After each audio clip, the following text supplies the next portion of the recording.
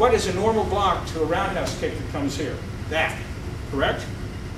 So if my foot is here and I do a roundhouse kick there, that's a standard block. Here's the downside. The downside to traditional blocking is that a lot of people move this out here, this far. What happens when he commits a defensive move with one of his arms? He creates an opening. He cannot move his arm from here, where he's protected, to up here without creating an opening. This gives me something to work with now. So the farther you block away from your body, the more the opening is, and the longer it's going to take him to recover to there. Everybody got that?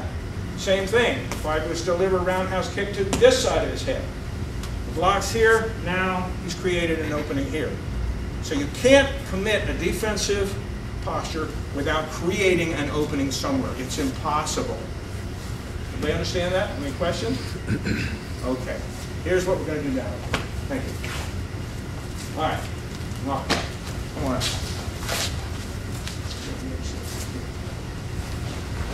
I'm going to show you a different way to do it. We're just going to practice this so you see what it feels like yourself. This is a stance that we use in my system. We call it the Bando stance because it comes from the Bando system. Realistically, the best way to describe it is a walking stance. A walking stance means that he's standing like this and he walks toward me and he stops. He stops like that.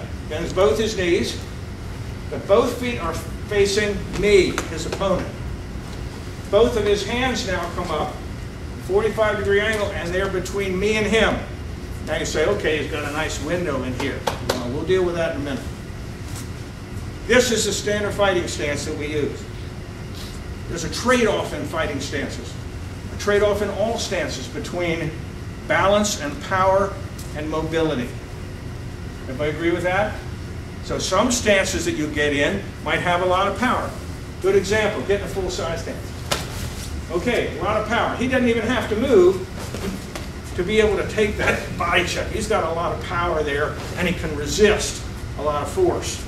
But the problem is, from this position, if he wants to move fast, it's not going to work. The lower his stance is, if he wants to kick me or do anything, he's got to do what? Raise his center of gravity before he can even move.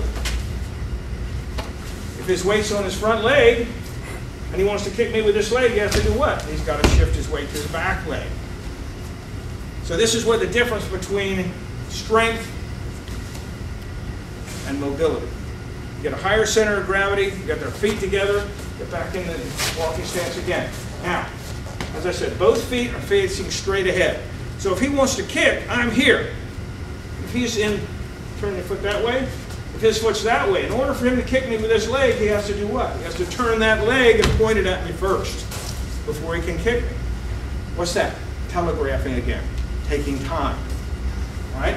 So from this stance, what I'm going to have everybody do is we're going to get up, we're going to take this body, face this way, so they can see the front of it. I want you to think of the body as being divided in four pieces. Vertically and horizontally. This is the right upper quadrant. This is the left upper quadrant. This is the right lower quadrant, left lower quadrant. Okay?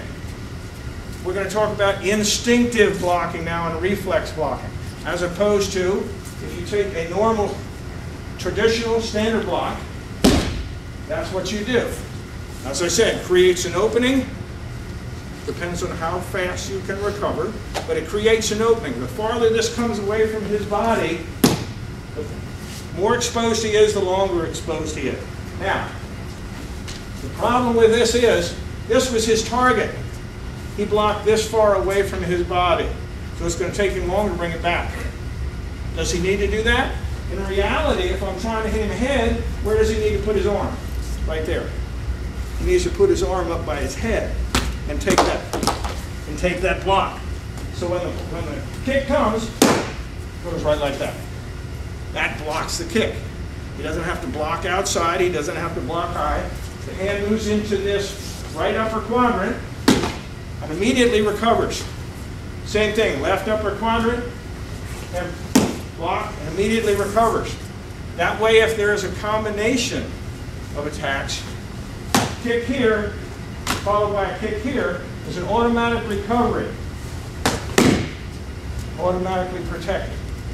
So anytime you expose these ribs, you bring it right back down again. You block and recover. You can block here, immediately recover. Got it? All right, we're going to find out if you got it.